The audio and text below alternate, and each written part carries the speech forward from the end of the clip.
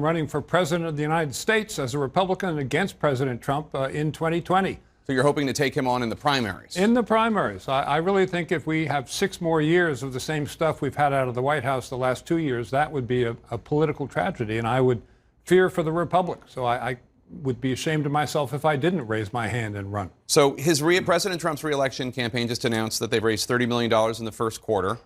The Republican Party has been reshaped to meet President Trump's desires. He has the support within the party at nearly 90%.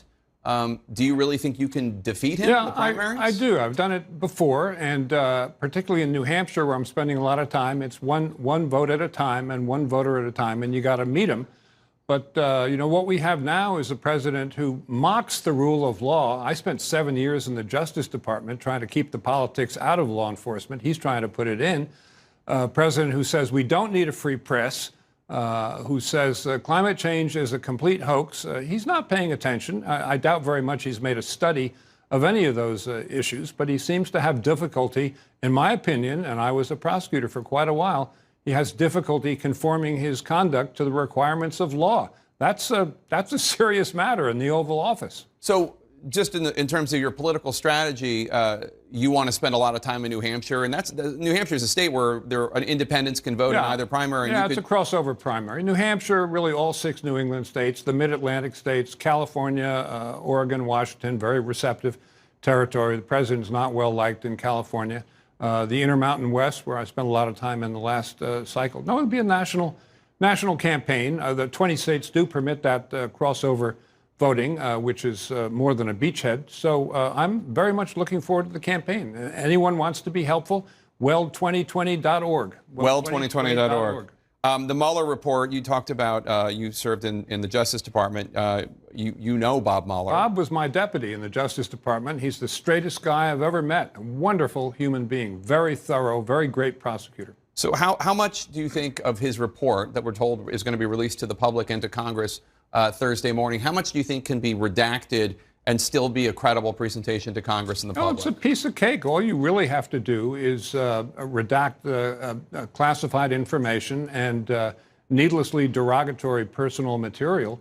But that's not a great labor. I mean, I think the whole report should be made public so that everybody can see it, not just 2 committees of Congress, but the American public can see it. They paid for it.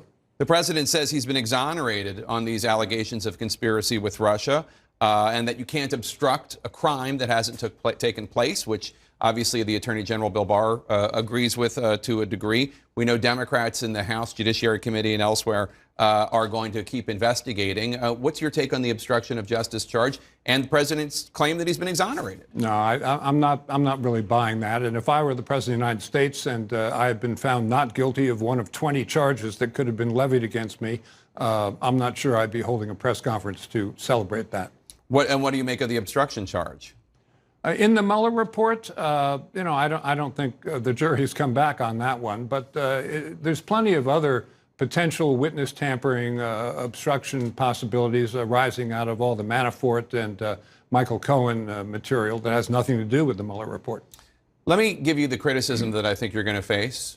You are a Republican from a different era in American history. You are a moderate Republican. You were the Massachusetts governor. You were able to work with Democrats. You represent a sort of precisely country club Republicanism. No. A Republican who works across the aisle and gets things done. I was reelected with 71% of the vote because I brought everybody in. I would have a bipartisan cabinet if I get to 1600 Pennsylvania Avenue. And, you know, I'm an economic conservative. I was voted the most fiscally conservative governor in the United States by the Wall Street Journal and the Cato Institute. I cut spending year over year. Donald Trump is not an economic conservative. He doesn't even pretend to be.